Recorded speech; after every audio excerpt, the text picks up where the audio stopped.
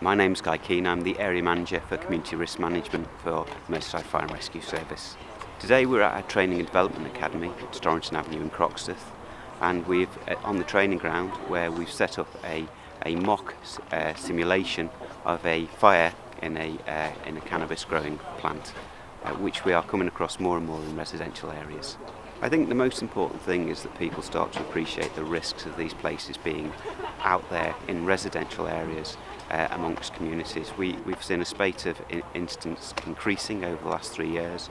We've had 110 incidents. These are leading to serious fires. We've had serious injuries. We've had one person killed. We really need to make sure that we close down on the safety issues around this habit, this practice of this illegal growing, in order to keep people safe in their own homes. The problem we have is what you've seen from the risks today. Even if this was in a carefully controlled environment, there are still significant risks given the electricity and the equipment put in with the hot lamps. The fact that they're being put in buildings that are simply not built in order to deal with those risks, and worse still, you get overloading electricity. You've got affected structures, people weaken structures in order to channel electricity cables through. It means that you've got a perfect storm.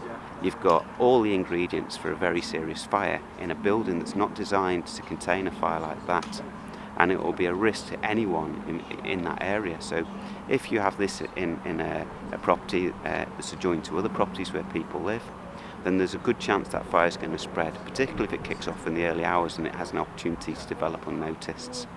I would warn people not to go into these places. Quite often they can be booby-trapped, and the one fatality we had was as a consequence of somebody going in to try and fight the fire. These are dangerous places. The best thing to do is make the police aware of them, and we can deal with them, and we can reduce those risks in people's residential areas and protect people in their own homes from the dangers of these plants.